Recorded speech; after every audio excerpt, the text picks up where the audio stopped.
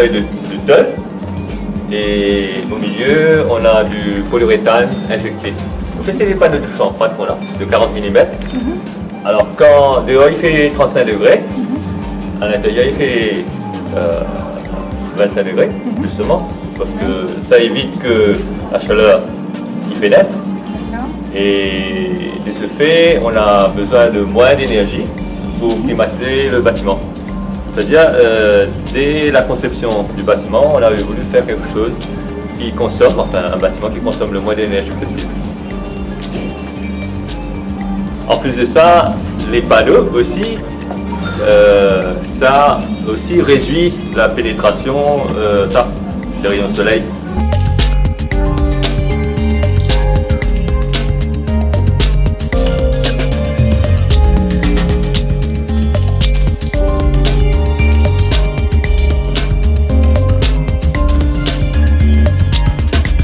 Supérieur, ça, il y a une enseigne française, et donc, comment c'est mis ça dans le supérieur là, il a un cahier des charges depuis la France qui nous a suivi jusqu'à côté de chez Allemand. Et donc, on achète de voilà, faire partie. Ok? Je voudrais voir, ok, il a nous avons ce matin que nous, soit je ne pas connu que ça achète de moi, soit je ne vais pas mettre l'importance sur l'achat de moi. Donc, comment vous expliquer un peu l'achat de moi et comment ça se passe là? Ok? Bon, tout d'abord, panique comme ça arrive, pour commencer depuis les commencements, comment je connais super UCLIN, ça, il y a une enseigne française, et donc, comment c'est mis ça dans le supérieur là, il a un cahier des charges depuis la France qui nous a suivi jusqu'à côté de chez Allemand. Et donc, on achète de voilà, faire partie. Ok?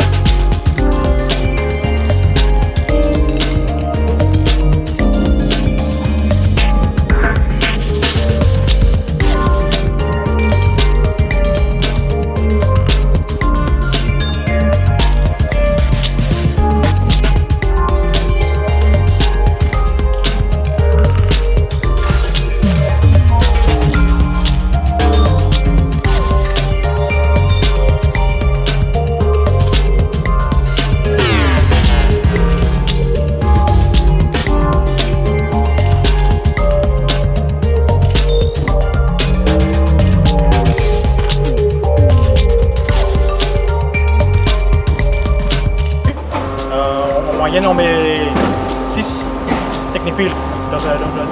En fait, il y a des grosses sacs en plastique à l'intérieur. Okay, on peut ouvrir pour voir. Et on met 6 technophiles dedans. Okay. Ça nous fait en moyenne de 150 kg. Okay. Bon, malheureusement, aujourd'hui, le matin, on a enlevé. Ensuite, quand on arrive à 20 à 22 sacs en plastique. Okay. On fait green papinière, okay. On va enlever, c'est ce qu'on a fait le matin. Okay. C'est pour ça qu'il n'y a rien. Ça c'est la partie compactée. Okay.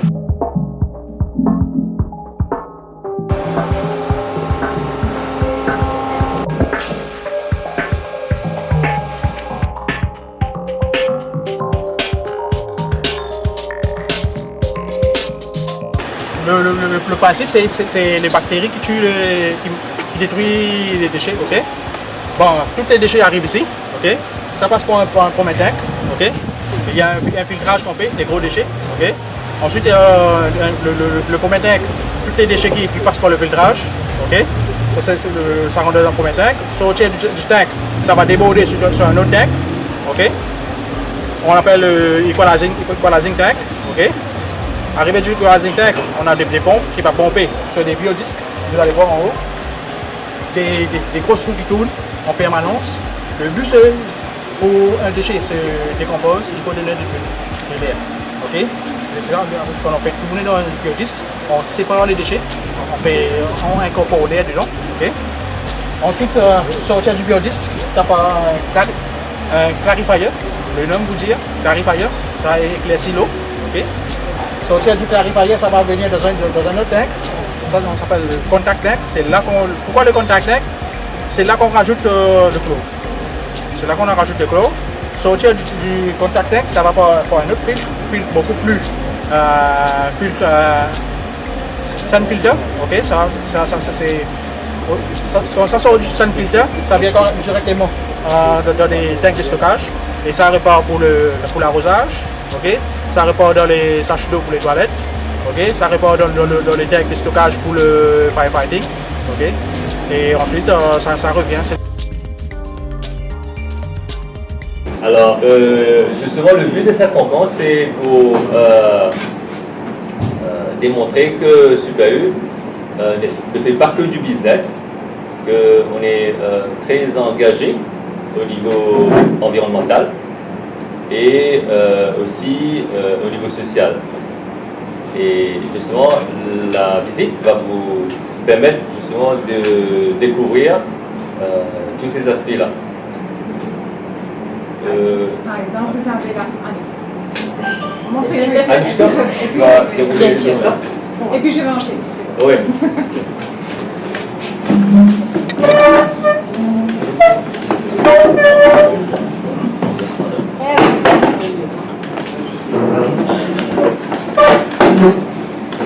Alors, la vision justement de l'entreprise, c'est d'être l'enseigne préférée des Mauriciens dans notre effort continu et l'excellence dans le service au quotidien.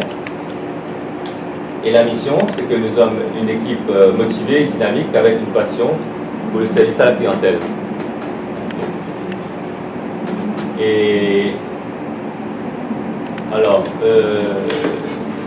il faut savoir que le projet de Super U FLAC, en termes de développement durable, c'est le projet le plus abouti qu'il y a à Maurice à ce jour.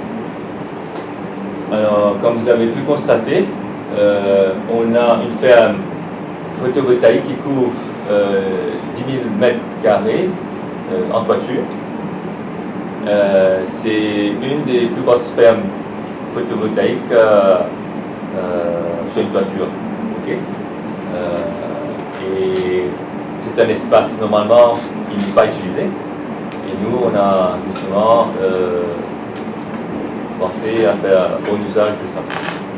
Alors, aujourd'hui, la capacité de cette ferme s'élève à 1,2 MW de courant. Et ça couvre un tiers de nos besoins électriques. Okay. En moyenne, on utilise 300 000 kWh par mois. Et là, on produit 100 000 kWh par mois. Okay. Ça nous fait un gain d'environ 600 000 roupies par mois. Après, bon, pour un investissement de 80 millions de roupies. Après, on a un service, une station de traitement des eaux usées, okay, avec une capacité de 50 mètres cubes d'eau par jour. C'est-à-dire on peut traiter jusqu'à 50 mètres cubes d'eau par jour. Le coût de cette station, c'est 11,3 millions. Et on arrive à économiser 51 000 roupies par mois. L'eau qui est traitée, c'est-à-dire une fois que c'est traité, l'eau qui est, on appelle ça de l'eau grise, l'eau qui est traitée, on utilise ça pour les chasses d'eau dans les toilettes, pour nos systèmes anti-feu, les sprinklers, et pour arroser. Après tout l'éclairage qu'on a, c'est en LED, intérieur et extérieur. On fait une économie de 40% en utilisant l'éclairage LED. En ce qui concerne tous les wastes électronique. On collecte les piles par exemple et on envoie ça à BEM, non? Ouais. Alors au fait, on est des gros producteurs des déchets, hein, parce que tous les cartons, les plastiques, même les périssables. Alors, on travaille avec Mission Verte et Lyon Club de FLAC. Ouais. Alors, ils ont chacun, ils ont leur bin. Pour Mission Verte, on fait ça en partenariat aussi avec le Rotary Club de Vendée. En ce qui concerne l'allocation, il faut savoir qu'il faut louer ce bin-là, mais aussi pour faire enlever les déchets. C'est nous qui payons pour faire enlever tous les déchets qui sont triés. Après, on fait aussi du compactage. On a des machines qui compactent le carton. On fait des ballots de 450 kg. Et on a justement un prestataire qui vient récupérer ces ballots de carton. Et aussi le plastique, parce que chez nous, les déchets sont triés, c'est-à-dire on a le carton, les plastiques et les déchets périssables.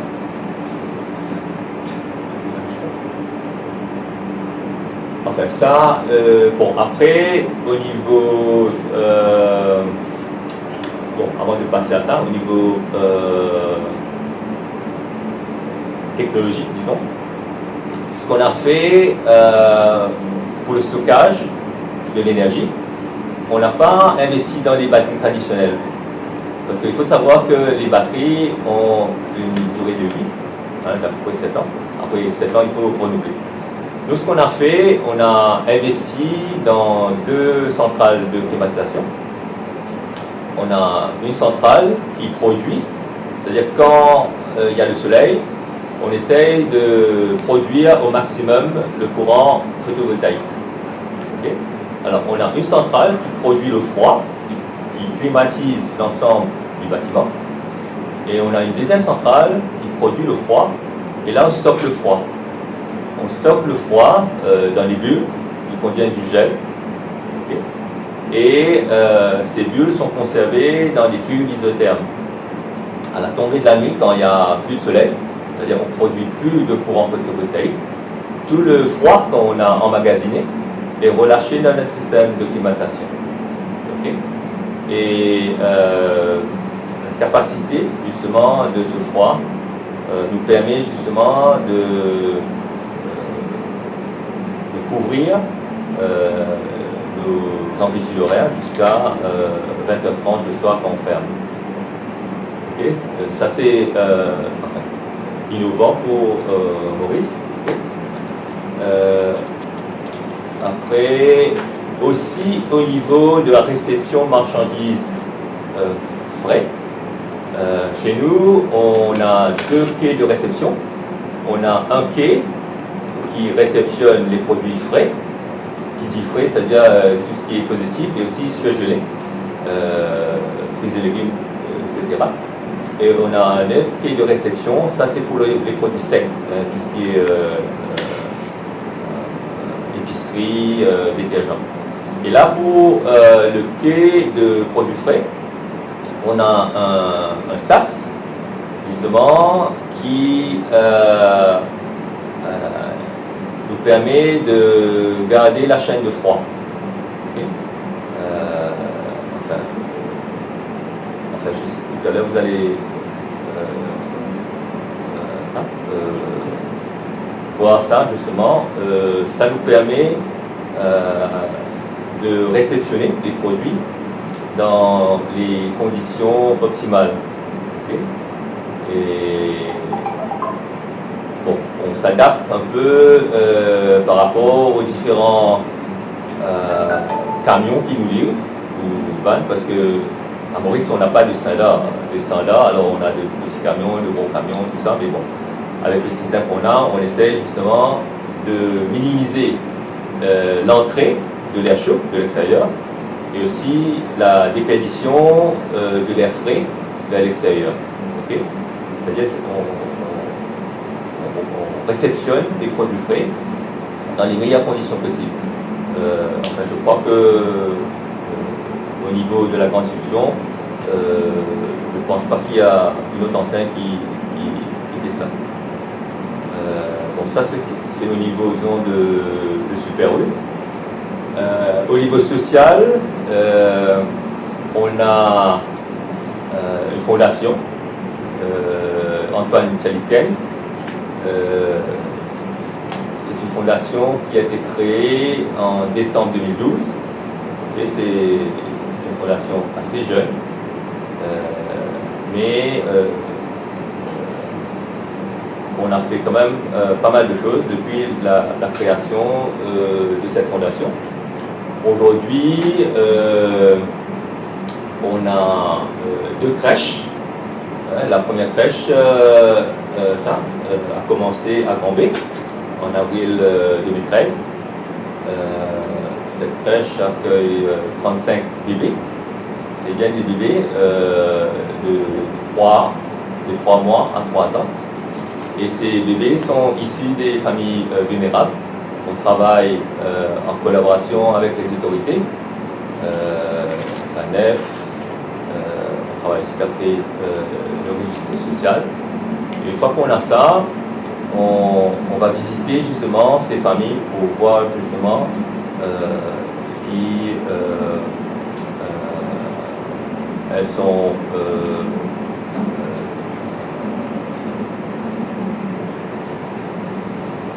satisfassent les conditions de la classe. Parce que une des conditions qu'on accepte l'enfant, c'est que la maman doit travailler. Okay? Parce que à part accepter l'enfant, on fait aussi de l'empowerment de la famille, okay? De la maman. Et après, on a quand Super U a ouvert en 2015, on a ouvert aussi une crèche dans le bâtiment. Là aussi, on a 35 enfants. Et à Grand-B, depuis fin avril, on a ouvert une maternelle. Et là, c'est les enfants qui sortent de la crèche qui vont à cette maternelle. Alors, à Flac, on a aussi ce qu'on appelle le bouger olive. Bouger olive, au fait, les samedis, on a une équipe qui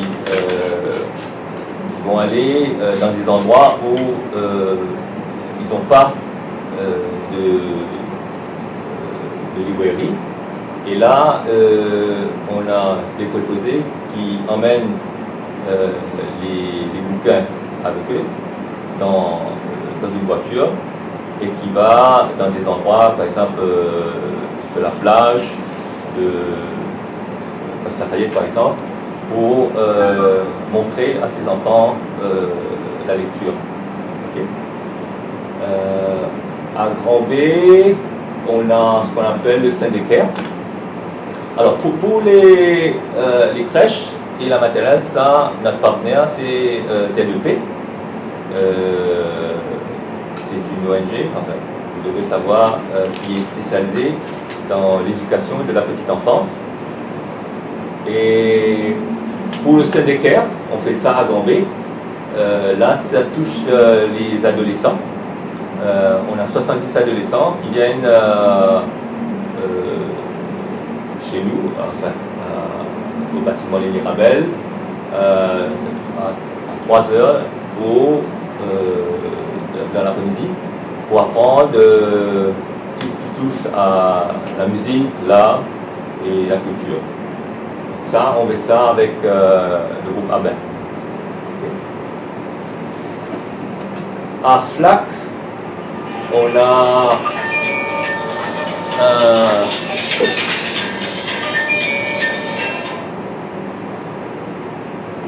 FLAC, on a un espace qui est dédié à l'art et à la culture. Ça s'appelle Sandy Bilgi. Alors, aujourd'hui, il y a une antenne du Conservatoire François Mitterrand, on a une antenne aussi de l'Alliance française, et on a d'autres clubs de service ou autres clubs qui utilisent cet espace pour la communauté. Il y a la danse, les causeries sur la drogue, entre autres. Hein. Donc ça c'est tout ce qui touche au social. Je sais pas, il y a autre chose. Voilà, un peu en gros ce qu'on fait. Et je pense que la meilleure des choses, c'est d'aller voir et constater les usures pour s'imprégner un peu de ce qu'on fait. Quoi. Voilà. On a des questions? Vous êtes satisfait parce que si je remonte 10 années, vous étiez un peu de l'autre côté, vous étiez un peu près du marché. Vous êtes satisfait de ce que vous avez fait maintenant à FLAC, après avoir fait presque un succès à Grand B? Enfin, disons, au fait, on est à FLAC depuis novembre 2004, après l'explosion de Grand B Store. On avait eu l'opportunité d'acheter un local dans le centre commercial La Virginie. Et enfin, le magasin s'appelait Smart. Et je pense que pendant toutes ces années, ça nous a permis de savoir un peu les modes de consommation des flacois. Et en fait, dans un rayon de 50 mètres, parce qu'il n'y avait pas que nous, il y avait Winners, il y avait Spa à côté. On était le plus petit magasin, hein, mais je pense que on sortait bien dans le pain du jeu. Et FLAC de ville, c'était vraiment un challenge parce qu'au départ, je pense que beaucoup de personnes n'y croyaient pas. Et moi, quand je mets ma tête dans quelque chose, je vais à bout. Et je pense qu'aujourd'hui, FLAC de ville, c'est plus qu'un espace commercial. C'est un centre de vie. Parce qu'aujourd'hui, FLAC de ville a changé les habitudes des flacons. Parce qu'auparavant, à 5 heures, on était là, vous savez, à 5 heures, quand les commerces fermaient, FLAC était un village mort. Hein. Aujourd'hui, les flacois, ils sortent, ils viennent ici, il y a le food court. Aujourd'hui, le food court est toujours rempli. Il y a les salles de cinéma, il y a la crèche, l'espace agriculture Saint-Débuty. Je pense que, oui, enfin, je peux dire que je suis vraiment satisfait. Ouais. C'était pas facile, mais bon, je pense que le fait que j'ai cru dans le projet a fait que ça a vraiment fait changer ça, les habitudes. Vous faites beaucoup vous faites un peu dans le green, on peut dire. Est-ce que vos clients, vous conscientisez vos clients pour faire du green? Vous êtes en train de faire du green, vous avez une cellule, vous faites du traitement d'eau, est-ce que ce sont des interactions que vous avez avec vos clients ici pour ne pas salir, je mettrais ça en guillemets, ne pas salir Maurice de faire du bon tri? Enfin, je pense que une des raisons de votre présence, c'est justement ça. Aujourd'hui, tout ce qu'on fait n'est pas vraiment connu de nos clients et du grand public. Aujourd'hui, on veut justement démontrer à tous ces gens-là que Super U est engagé à faire du green parce qu'on n'a pas le choix. Demain, c'est un choix qu'on doit faire maintenant. C'est un choix à faire, je pense, pour nos enfants. Qu'est-ce qu'on veut léguer à nos enfants et à nos arrière-petits-enfants? Je pense qu'aujourd'hui, par exemple, en ce qui concerne les déchets, je suis en train de travailler sur un projet comment convertir les déchets périssables en compost. Okay? C'est-à-dire, on essaye toujours d'aller plus loin. Mais tout ça, on fait, mais aussi, je pense que c'est le moment de venir faire savoir aux gens que, justement, Super U est engagé dans ce mouvement vert. Quoi. Ouais.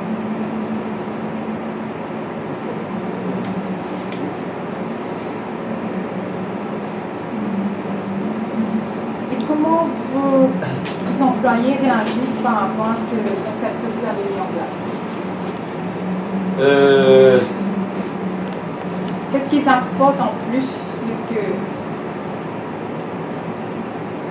Au fait, ce n'est que le commencement. Okay? Déjà, pour faire trier les déchets, ce n'était pas facile de faire changer les habitudes. Aujourd'hui, on sépare le carton du plastique. Okay? Bon, les périssables, c'est plus côté frais, mais c'est des habitudes inculquées à nos employés. Au départ, c'était difficile, mais après, quand ils commencent à faire, et ça devient, ça fait partie de leur quotidien. Vous avez évoqué un peu plus...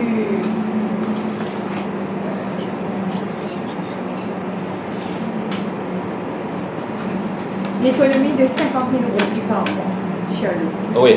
Comment ça se passe pour inclure ici dessus? Comme on recycle 50 mètres cubes et on paye, ça dit combien 104.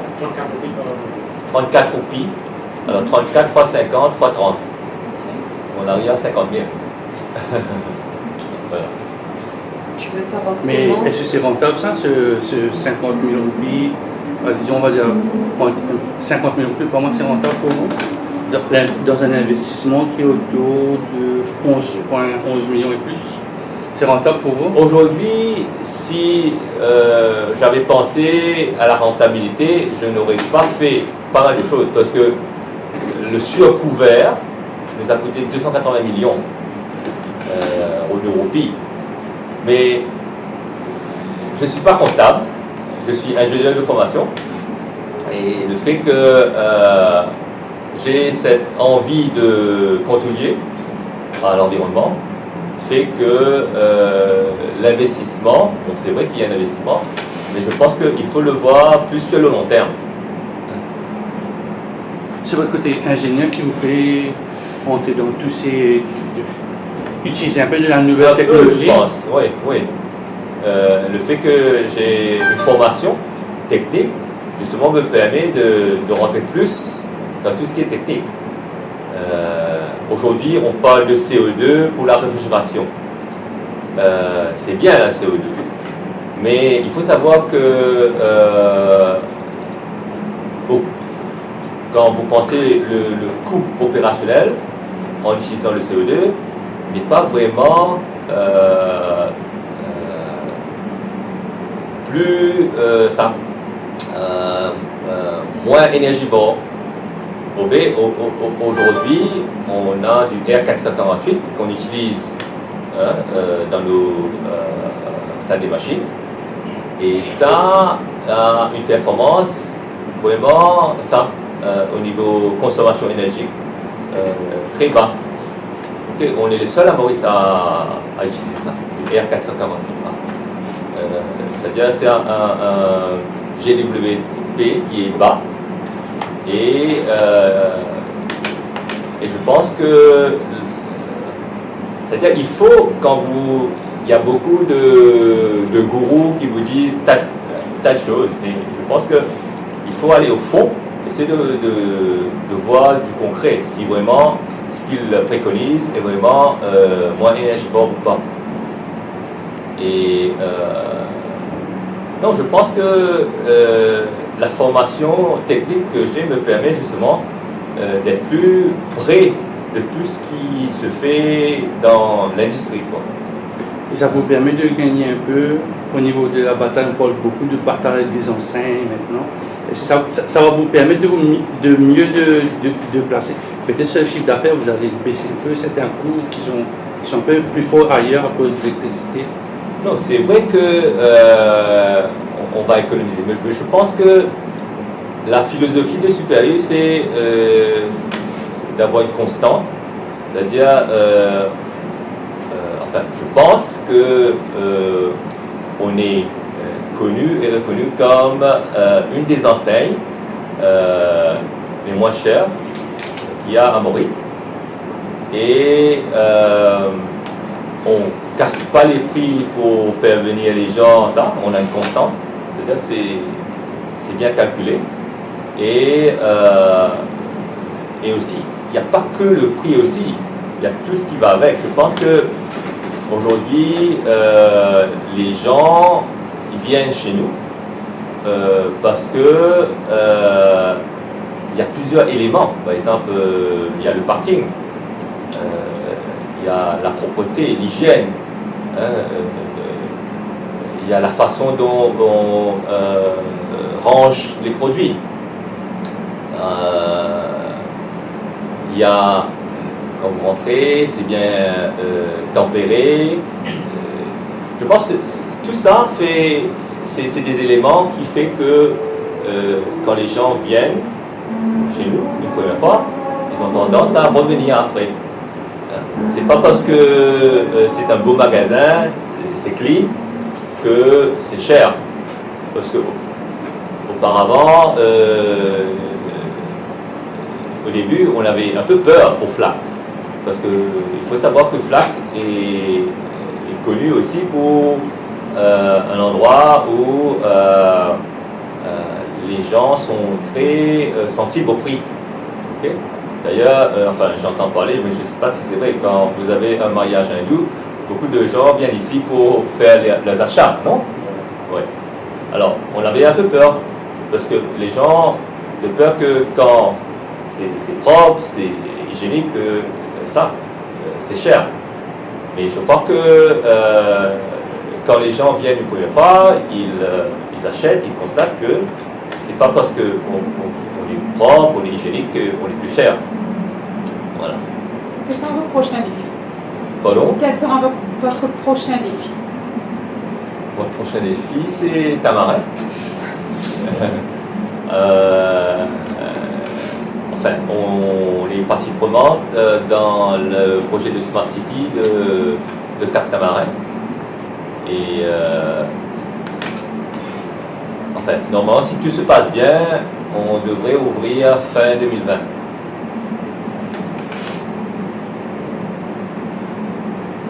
Vous n'avez rien prévu pour Belle-Rose aux îles?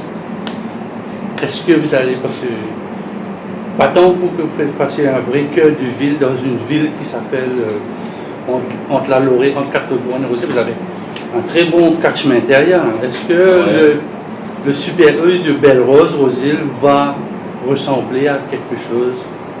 Enfin, je pense que là où il y a des opportunités, c'est sûr que on va essayer d'être partie prenante.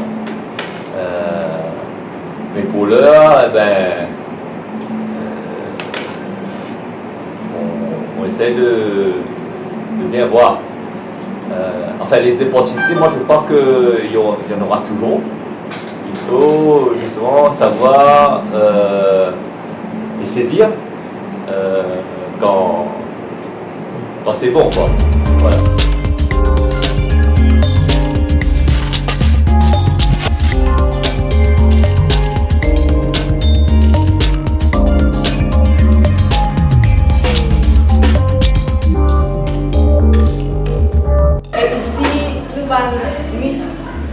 faire 5 activités par jour. Voilà, ça fait les créations activités exécutives.